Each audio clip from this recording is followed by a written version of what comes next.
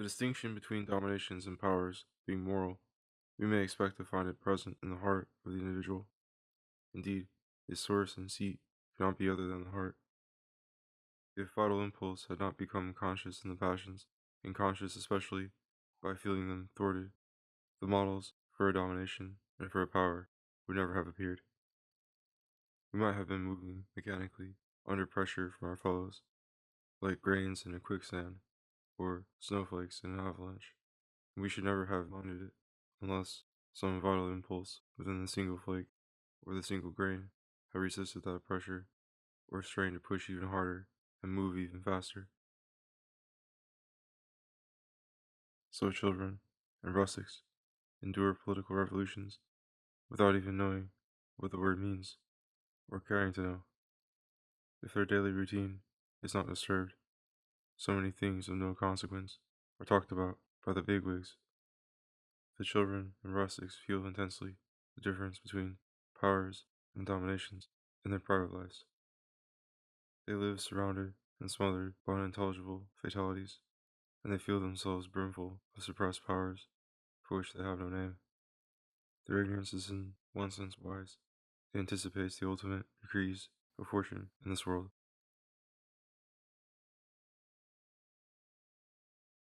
Sophisticated classes and governments, on the contrary, see too many possibilities to resign themselves to their troubles by repeating a few old tragic proverbs. They, with their superior intelligence and knowledge of the world, can easily see at each step how to clear the path before them. As to the result, when it appears, they will decide what to try next. Life, for them, shall be no wretched routine, pulling the same heavy ferry across the same dull stream from birth to death. It shall be a perpetually fresh adventure. Why be dominated by the past or the future, when both are now only imagined? Yet, when they deride imagination as attention wasted on absent things, they are abandoning the function of imagination and directing the present.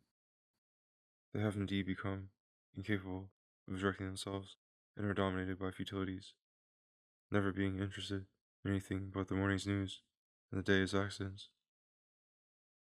If they had time to reflect, they might feel as helpless and ignorant as do the rustics and the children.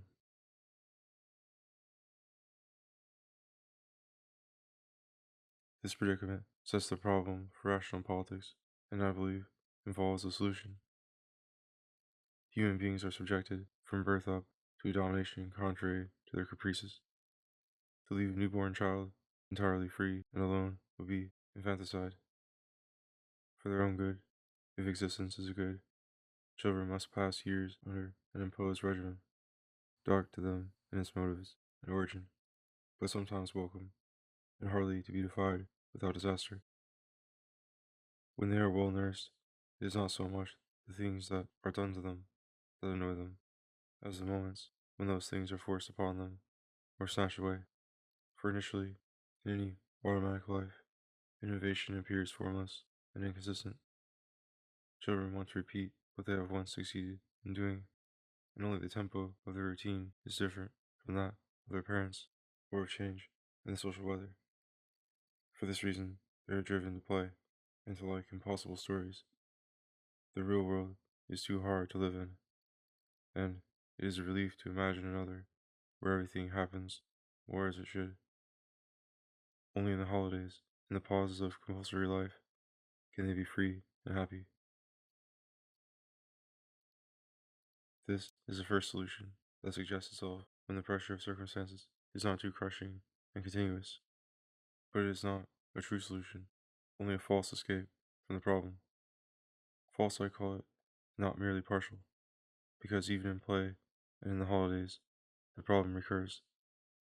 The material fancy wears thin, or the rules of the game spoil your freedom, or your opponents, who ought to have been there only to serve your sport, become real enemies and bullies.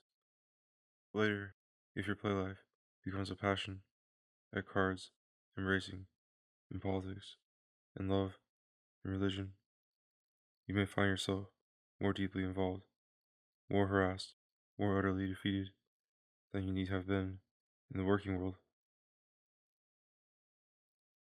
Yet there is a simpler way, avoiding those moral vicissitudes that leads the young mind back from play to reality.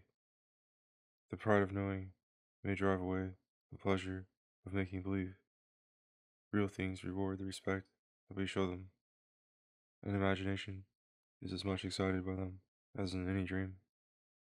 Moreover, our direct sketches from nature, if less inventive and dispersed, are more consecutive.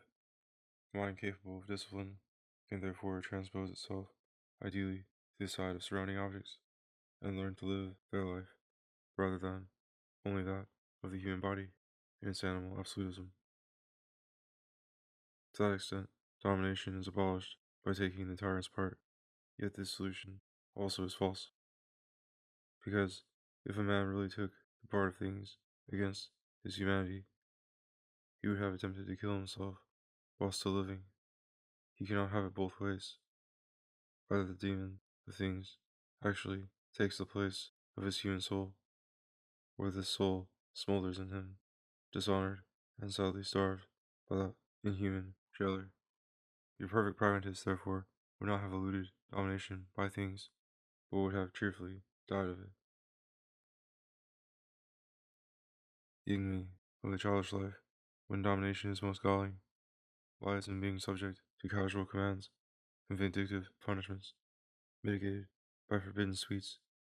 Compulsion and prohibition then seem to cover everything, and leave no room for unclouded freedom.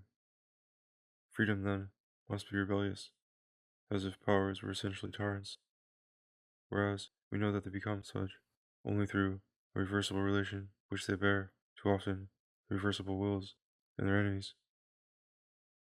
The true problem is therefore not only to abolish any natural powers, but how to establish a sufficient harmony between them so that they may support one another, or at least avoid contact where harmony is impossible. The human soul may then develop its ideal life, as far as possible, in dynamic union with the world, and since such union involves difference, no soul need ever attempt to impose its language or habits upon other parts of nature, nor to renounce or deny the originality of its own ideas and pleasures.